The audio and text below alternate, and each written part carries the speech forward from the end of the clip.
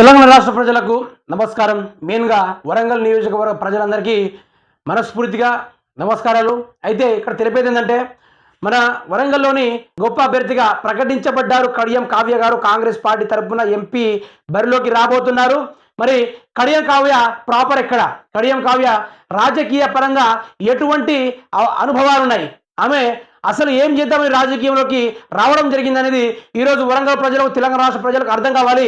కడియం శ్రీహరి ఎక్కడి నుంచి ఆడదాకా వచ్చాడు, ఈరోజు ఎవరి కాళ్ళ దగ్గరికి పోయాడనేది ఈరోజు ప్రజలకు తెలియాలి.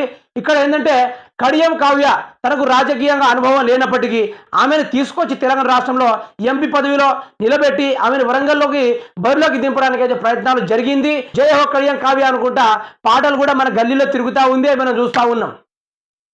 ఇక్కడ ముచ్చట ఏంటంటే, మరి ఆంధ్రాలో ఉన్న మనిషిని తీసుకొచ్చి మన రాష్ట్రంలో నిలబెడతా ఉంటే, మరి మన వరంగల్ జిల్లాలో పోటీ చేయడానికి కాంగ్రెస్ తరఫున ఎవరు లేరా? గొప్ప గొప్ప కార్యకర్తలు ఉన్నారు కదా. కొన్ని సంవత్సరాల నుంచి ఆ పార్టీ కోసం పనిచేస్తున్న గొప్ప గొప్ప కార్యకర్తలకు టికెట్ ఇవ్వకుండా కడియం కావ్యకే ఇవ్వాల్సిన అవసరం ఏమొచ్చింది? మరి కాంగ్రెస్ కార్యకర్తలు లేరా? కాంగ్రెస్ కార్యకర్తలు సీనియర్ సిటిజన్స్ లేరా? కాంగ్రెస్ కార్యకర్తల్లో ఇంకా పార్టీ కోసం బక్కా జెర్సన్ ఇంకా పనిచేస్తా ఉన్నాడు, ఆయన కూడా టికెట్ ఇవ్వడం పరిస్థితి లేదా? మరి ఎవరికెవరికో ఇచ్చి లేనిపోని వాళ్ళందరినీ తీసుకొచ్చి రాష్ట్రంలో నిలబెట్టి ఇంకా వారిపైన నీళ్లు చల్లుకుంటా వారిని గెలిపియండి అని జన హోర్లు పెట్టుకుంటా తిరుగుతూ ఉంటే, ఇక తెలంగాణ రాష్ట్ర ప్రజలు చెవుల్లో పూలు పెట్టుకొని తిరుగుతున్నారా ఎన్ని కొంపదీసి? కడియం శ్రీహరి ఆయన డబ్బుల కోసము ఈ ఏజ్లో కూడా డైపర్ మార్చుకునే ఏజ్లో ఆయన పార్టీ మారాల్సిన అవసరం యాడికొచ్చింది అంటున్నా. ఈరోజు కేసీఆర్ పక్కన ఉంటూ, కేసీఆర్ సంఖలో ఉంటూ, కేసీఆర్కి వెన్నుపోటు ఓడిచి ఈరోజు కాంగ్రెస్ పార్టీకి పోవాల్సింది నీ మగతనం గొప్పదే అనుకుంటా. కానీ నీకు నిజమైన రాజకీయంగా దమ్మే ఉంటే ఆ కడియం శ్రీహరి స్టేషన్ గన్పూర్లో ఎమ్మెల్యేకి రాజీనామా చేసి పోవాల్సింది కదా. మరి రాజీనామా చేయకుండా ఇంకా కేసీఆర్ ఇచ్చిన ఎమ్మెల్యే పదవిలో గెలిచి ప్రజల ద్వారా ఓట్లు వేయించుకొని ఆ ఉన్న పదవిలో కునుకులాడుకుంటా ఈరోజు వారందరికీ వెన్నుపోటు పడిచి స్టేషన్ గన్పూర్ ప్రజల ఆశల్లో నిప్పులు చెరిగి వారి వెనక నుంచి వారి కత్తిపోట్లు పొడిచి ఈరోజు కాంగ్రెస్ పార్టీలో నా స్టేషన్ గన్పూర్ అభివృద్ధి కోసమే నేను వెళ్ళానని చెప్పుకోవడానికి సిగ్గులేదా కడియం శ్రీహరి? నువ్వు వరంగల్కి వచ్చి నీ బిడ్డ నిలబెట్టు. డిపాజిట్లు రాకుండా ప్రయత్నిస్తే మాత్రం మేము ఉండి దండగే అని చెప్తున్నా. నిలబెట్టు, వరంగల్ తరపున నీ కడియం కావ్యం నిలబెట్టు, ఎంపీ బరిలో దింపు, కాంగ్రెస్ పార్టీలో వదిలిన బాణం లెక్క వదిలిపెట్టు. మేము మాత్రం సరైన సమాధానం చెప్తాం. డిపాజిట్లు రాకుండా పూర్తి స్థాయిలో మా వంతు ప్రయత్నిస్తాం. ఎందుకంటే స్టేషన్ గన్పూర్ ప్రజలను ఆడ మోసం చేసిందే కాకుండా, మాదిగ సమాజాన్ని మోసం చేసిందే కాకుండా, మాదిగ ప్రజల్ని ఆగం చేసిందే కాకుండా ఈరోజు మళ్ళీ వరంగల్ జిల్లా ప్రజలని ఆగం చేద్దామని నీ కూతురిని ఆంధ్ర నుంచి తీసుకొచ్చి ఇక్కడ నిలబెట్టి ప్రజల్ని మళ్ళీ ఏ వైపు తీసుకువెళ్ళాలని ప్రయత్నిస్తున్నావు కడియం శ్రీహరి. నీకు బరాబరు వరంగల్ జిల్లాలోని నీకు డిపాజిట్లు రాకుండా మళ్ళీ ఇంకోసారి నిలబడకుండా పూర్తి స్థాయిలో నువ్వు నిలబడితే ఇక నుంచి నీకు పూర్తి స్థాయిలో ఓటమి తప్ప మరొకటి అవపడకుండా చేస్తారు మా ఓరుగల్లు ప్రజలు. మా విజయ కేతానికి నిలబడిన ప్రజలు బరాబరు ఓడడానికి ప్రయత్నం బరాబరు చేస్తారు. నీకు దమ్ముంటే ఈ లోక్సభ ఎన్నికలు అయిపోగానే రాజీనామా చేయి, ఎమ్మెల్యే పదవికి రాజీనామా చేసి ఇండిపెండెంట్గా నిలబడి మళ్ళీ గెలిచి చూపెట్టు. అప్పుడు ఒప్పుకుంటా నీ రాజకీయ జీవితంలో నువ్వు పెద్ద తోపు అనుకుని మా ప్రజలు కూడా ఒప్పుకుంటారు. పార్టీలు మారుకుంటా జెండాలు కప్పుకుంటా రాత్రికి రాత్రి 200 కోట్ల ఇస్తే పార్టీ మారుడు కాదు. వికాసమైన రాజకీయ నాయకునిగా నిలబడు. ఆ బీఫామ్ తీసుకొని దానిపైన సంతకం పెట్టేసి ఎమ్మెల్యే పదవికి రాజీనామా చేయి. దమ్ముంటే మళ్ళీ ఇంకోసారి నిలబడి గెలిచి చూపెట్టు. ఈసారి బరిలో దిగగానే నీకు ఓటమి రావడానికి మాత్రమే ప్రయత్నిస్తాం కడియం శ్రీహరి. అదేవిధంగా కడియం కావ్య కూడా ఇదే విధంగా చెప్తా ఉన్నాం. మా రాష్ట్రం ఇది, తెలంగాణ రాష్ట్రం ఇది.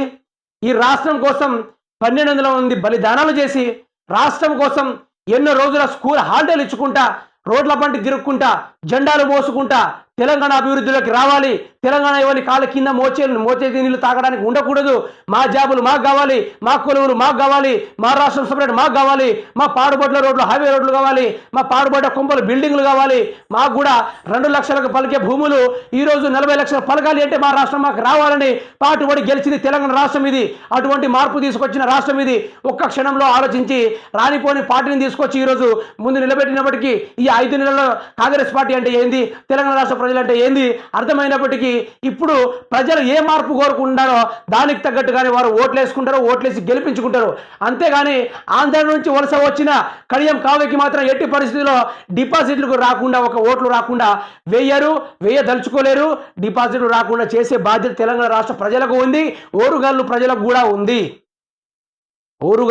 కూడా ఉంది.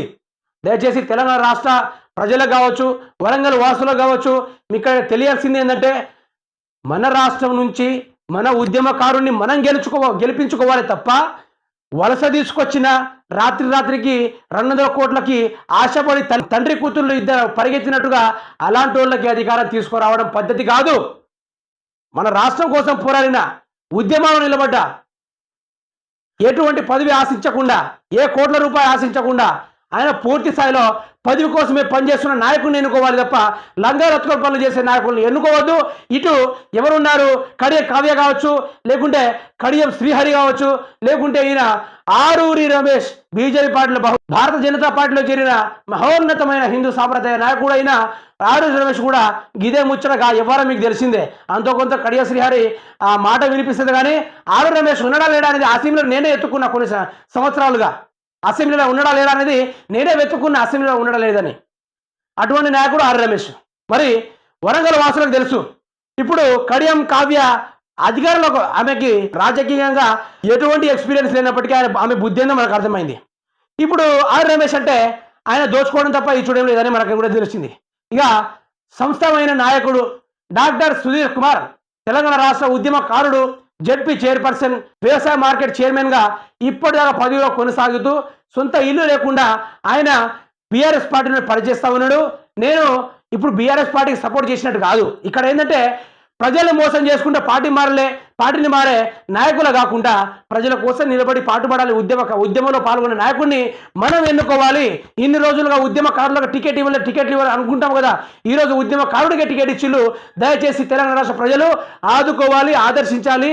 అతన్ని ఓట్లేసి బంపర్ మెజారిటీతో గెలిపించాల్సిందిగా, ఈ ప్రభుత్వం మెడలు ఉంచాల్సిందిగా కోరుకుంటున్నాను.